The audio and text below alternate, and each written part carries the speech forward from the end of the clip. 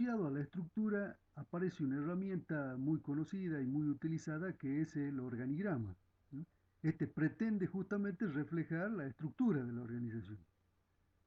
Dicho organigrama traduce de una manera bastante simple, plana, me refiero a una hoja, eh, dos conceptos centrales que ya mencionamos como son la cadena de mando y los niveles jerárquicos de la organización. Como ustedes pueden apreciar aquí en la figura, eh, la cadena de mando está reflejada por cada línea ¿m? Descendente ¿m? Eh, a, a, través de los distintos niveles jerárquicos y por otra parte, esta cadena de mando también refleja el concepto de flujo de información dentro de la organización. La cadena de mando determina que ese flujo sea de manera descendente en términos de órdenes de trabajo y de manera ascendente en torno a la información y a los reportes sobre los resultados alcanzados al respecto. Por lo tanto, la cadena de mando, digamos, es un elemento central para poder dibujar, desarrollar un diagrama, un organigrama, perdón. Eh, Quisiera destacar que, como se observa en esta estructura, digamos, reflejada por el organigrama, eh, existe, digamos, una línea media, una cadena media, existe una base de la pirámide, como ya vimos, existe un ápice estratégico, eso puede llegar, digamos, a capturar el organigrama. Hay distintas actividades que el organigrama no puede capturar, como son, por ejemplo, las relaciones horizontales. Si ustedes se fijan, el diagrama básicamente captura las relaciones verticales entre los distintos miembros de la organización. Bueno, otra cuestión interesante con relación a las organizaciones es intentar analizar si, dada la diversidad existente de organizaciones, es posible reducir esta diversidad a una tipología de las organizaciones. En otras palabras, si podemos elaborar una taxonomía o clasificación de las organizaciones de acuerdo a diversos criterios. Numerosos autores han intentado eh, ir en esta línea de investigación. El primero de ellos fue Max Weber, el famoso estudioso alemán de las organizaciones, coetáneo a Henri Fayol, allá en Europa. ¿Mm? Fayol era belga y Max Weber era alemán. Eh, Max Weber en particular señala que es posible identificar, digamos, tipologías o tipos puros de organización. Y señala que estos tipos puros son como colores básicos. ¿M? En realidad, las organizaciones reales necesitan de la combinación de algunos de estos colores para poder ser dibujadas. Estos colores, estos tipos básicos serían, digamos, verdaderas categorías de análisis, pero no organizaciones existentes en la realidad. El que continúa con esta línea de análisis es Henry Mintzberg, el canadiense al que ya mencionábamos anteriormente, quien justamente realiza una tipología de las organizaciones identificando 5 tipos básicos como los que vamos a ver ahora a continuación en la filmina.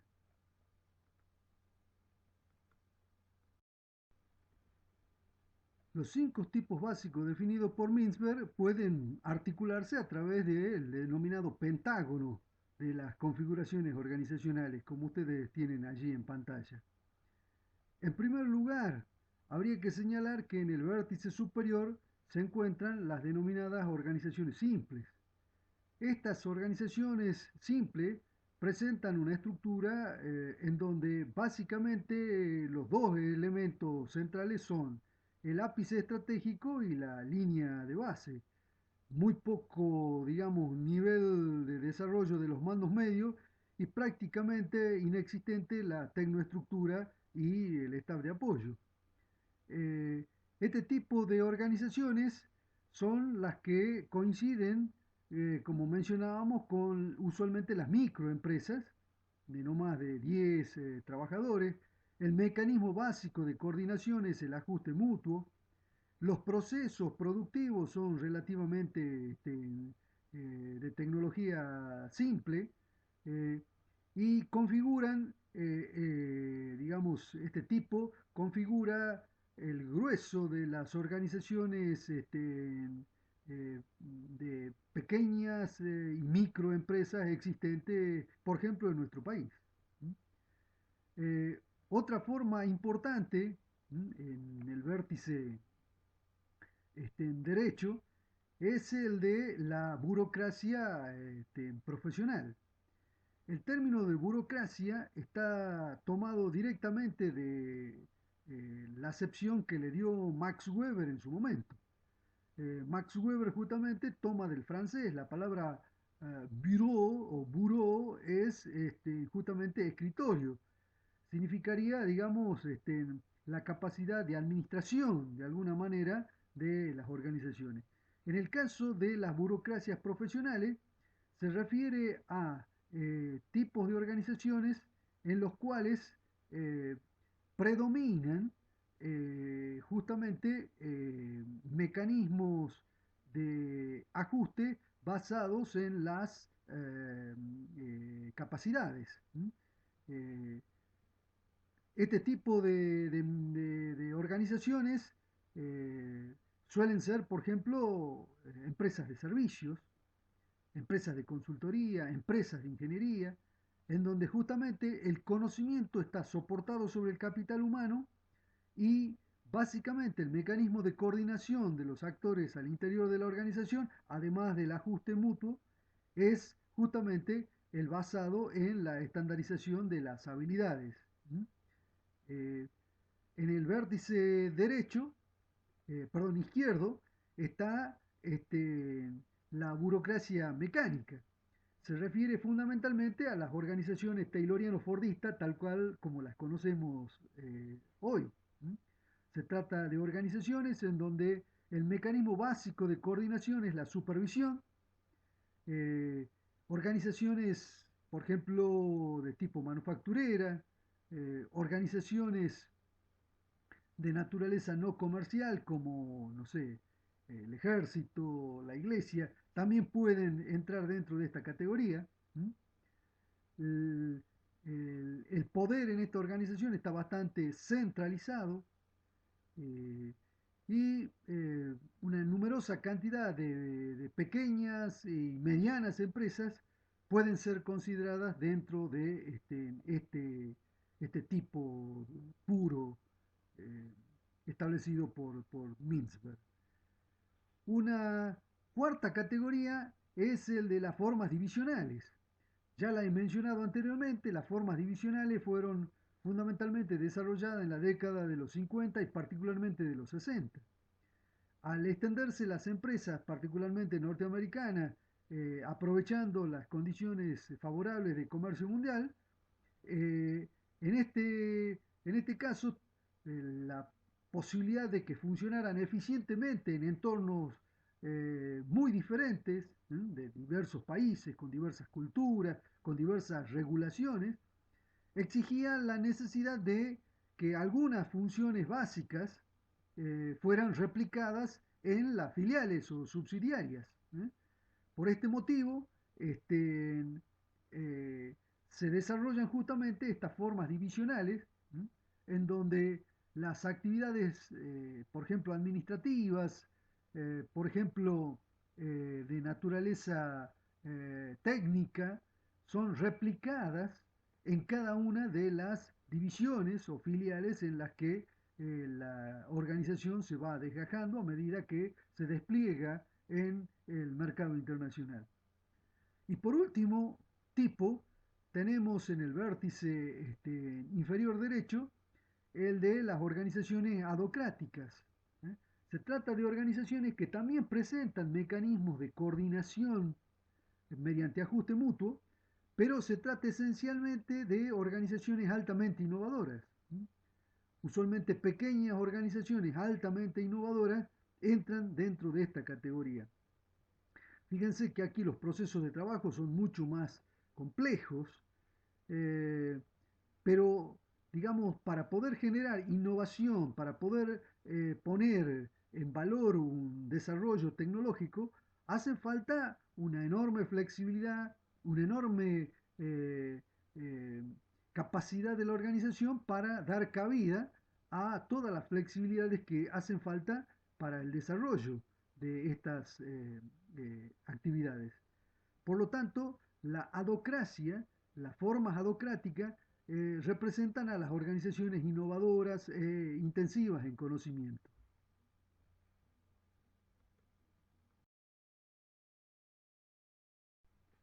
Como puede observarse de la figura, estos tipos puros que integran el pentágono pueden evolucionar entre sí.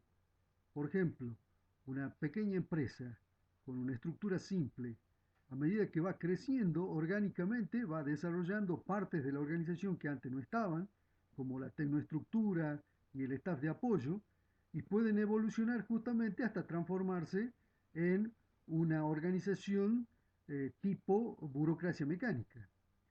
Recuerdo que la palabra burocracia está tomada en el sentido en el que Max Weber la introdujo en el campo de la administración, no en el sentido peyorativo que tiene hoy la palabra burocracia en Argentina. Buró es, como dijimos, escritorio, y cracia sería el poder del escritorio o el poder de la administración. ¿Mm? Bien, la estructura simple también puede evolucionar en una burocracia profesional en tanto y en cuanto justamente desarrolla un staff importante de apoyo eh, y, digamos, actividades fundamentalmente vinculadas a la línea operativa, dado que se trata justamente de organizaciones en donde el conocimiento es una, digamos, es un recurso importante y este está soportado sobre todo en los trabajadores de línea que pueden ser claramente calificados, ¿m? Hasta llegar el caso de profesionales como el caso de empresas de ingeniería, de consultoría, etcétera. Las formas matriciales pueden evolucionar, como ustedes ven, en varias direcciones. Eh, la, por ejemplo, una organización innovadora que desarrolla un producto, que lo lanza al mercado, puede crecer y puede transformarse, por ejemplo, en una burocracia mecánica. Eh, o puede también, digamos, evolucionar en la dirección de las formas divisionales si alcanza rápidamente la expansión de la empresa. ¿Sí? En la actualidad existen organizaciones que crecen de manera muy rápida, se las suele llamar organizaciones gacela. Crecen en unos pocos años lo que a otras les tomó 30. ¿Sí? Y pueden entonces, por lo tanto, perfectamente evolucionar hacia formas divisionales desplegadas sobre un mercado, en este caso internacional. La forma matricial también podrá evolucionar en la dirección de la burocracia profesional, por ejemplo, eh, donde las innovaciones también contienen elementos intangibles de conocimiento y de servicio. Bueno, esto puede llegar a dar lugar a una burocracia profesional. La estructura simple podría llegar a evolucionar en la dirección de una forma adocrática en tanto y en cuanto justamente desarrolle algún producto, algún proceso innovador que la lleve justamente a la necesidad de una organización de tipo matricial, flexible, para poder dar cabida a los desarrollos innovadores. Como ustedes pueden observar, entonces el pentágono muestra formas puras, tipologías que no son fijas y estáticas, sino que pueden evolucionar. Este es el modo en el que se puede clasificar la gran diversidad de organizaciones, particularmente empresarias, existentes en el mundo. Vamos a completar el análisis organizacional con otra aproximación a la empresa desde un punto de vista sistémico. ¿Sí? Una perspectiva muy importante de mira de las organizaciones, de las empresas, como vamos a ver ahora a continuación. Eh, la empresa es un verdadero sistema no cerrado, sino abierto. Esto significa que la empresa influye en el medio, pero también el medio influye en la empresa. Es decir, que hay un intercambio mutuo haciendo que la empresa sea un sistema abierto. Esto significa que sea un sistema abierto, esta posibilidad de ser afectada y afectar al entorno de la organización. Bien, cuando hablamos de sistema, estamos hablando de un conjunto de partes que están interrelacionadas con un objetivo en particular. Ya hemos visto algunas de estas partes planteadas desde el análisis organizacional. Sería interesante destacar, en el caso del análisis sistémico de las organizaciones, que a partir de la década de los 60 empezó a visualizarse a las empresas como sistemas complejos. Esto es, eh, un conjunto de partes y o componentes cuya relación permite en algunos casos la autoorganización de la empresa, pero sobre todo permite el establecimiento de relaciones que no son lineales entre los distintos componentes de la organización.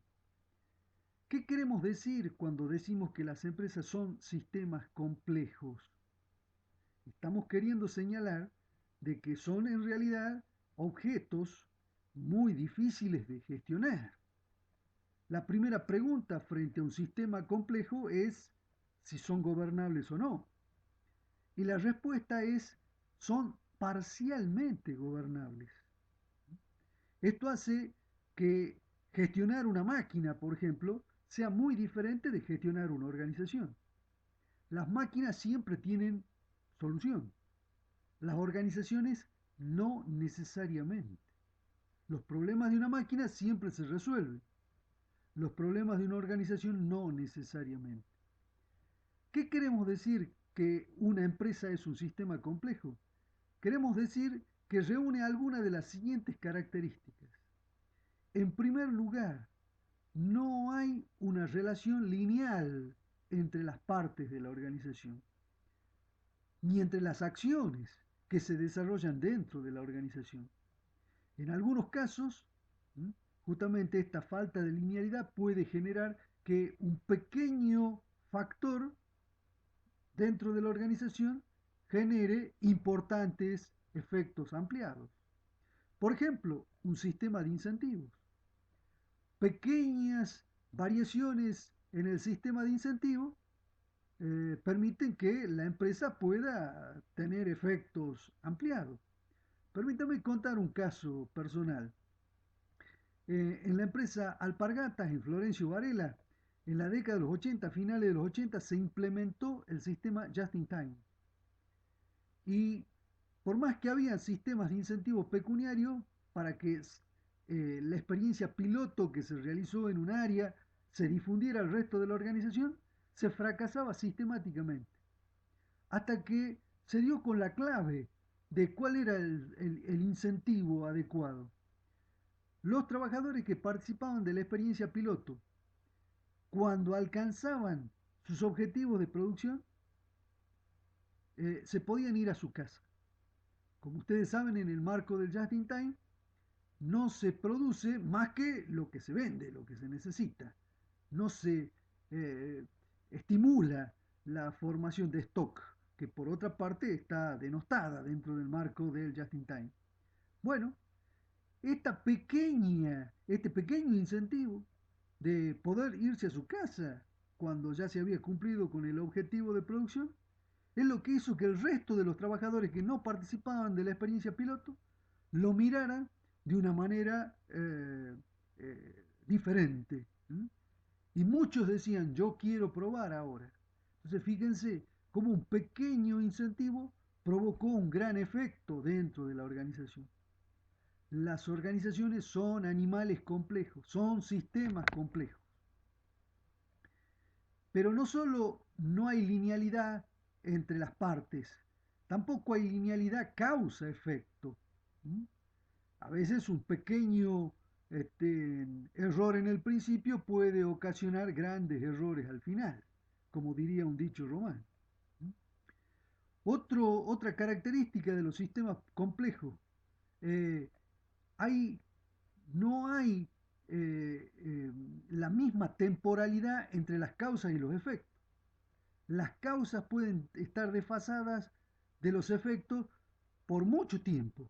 Por ejemplo, una causa comienza a operar ahora y sus efectos se observan de aquí a 2 años. De esta manera es más difícil hacer un diagnóstico de las organizaciones, porque este desfasaje entre causa y efecto en términos temporales no permite a veces conectar adecuadamente el análisis causal entre cuál es exactamente la causa con los efectos observados. Hay otra cuestión adicional en los sistemas complejos que es interesante de mencionar. Se llama causalidad circular. Fíjense, A causa B, B causa C, C causa A. ¿Dónde comienza y dónde termina la cadena causal? No lo sabemos. Esto pasa mucho en los sistemas complejos. Hay circularidad entre las causas que provocan distintos efectos en las organizaciones. Esas causas no se pueden aislar para el estudio individualizado. No podemos aplicar la técnica económica del ceteris paribus, donde analizamos una variable y las otras permanecen todas iguales. Eso es imposible en un sistema complejo. Las empresas son sistemas complejos. Por eso es que son difíciles de gestionar. Es mucho más complejo gestionar una organización que resolver el problema de una máquina. Bien, a lo largo de esta materia vamos a ir viendo justamente cómo las distintas herramientas que se utilizan tendrán que ser calibradas adecuadamente para provocar los efectos necesarios en este sistema complejo que es una organización. Por otra parte, quisiera señalar también que en los sistemas complejos existe lo que se llama la capacidad contraintuitiva de algunas iniciativas tomadas. Esto es, se busca un determinado efecto, se monta una acción al respecto, pero resulta que los resultados obtenidos, valga la redundancia, son totalmente opuestos. Hay un dicho castellano que refleja muy bien esta circunstancia y que dice, el camino al infierno está empedrado de buenas intenciones. Es decir, que las buenas intenciones tienen el efecto contrario a lo que buscan. Esto es lo que pasa, digamos, en las organizaciones. Se toma una medida para incrementar, por ejemplo, la eficiencia de los trabajadores y el resultado es totalmente contraproducente. Se reducen los niveles de calidad, los costos de la no calidad hacen que la organización sea no eficiente. Es decir, que pueden haber medidas que son contraintuitivas en términos de resultados dentro de las organizaciones complejas. Las organizaciones complejas no son lineales, son parcialmente gobernables. Esta es también otra aproximación importante al mundo de las empresas. Hay una última característica que me gustaría destacar de los sistemas complejos. Las variables, que además de tener causación circular entre sí, tienen también otro efecto correlacionado, y es que son entre sí interdependientes. Las variables que se conjugan dentro de una organización son interdependientes. No solo pueden tener causalidad circular, sino que son esencialmente interdependientes. Esto significa que las variables no pueden ser tratadas de manera independiente, como hemos aprendido prácticamente, digamos, desde el análisis, desde el cálculo matemático, todos estos años. Bien, y no es igual a una función de x1, x2, x3, x4, x5. No, en realidad x1 está relacionado con x2, con x3, con x4 y con x5. Hay fenómenos de correlación, de autocorrelación entre las variables, que hacen que el sistema se comporte de manera compleja.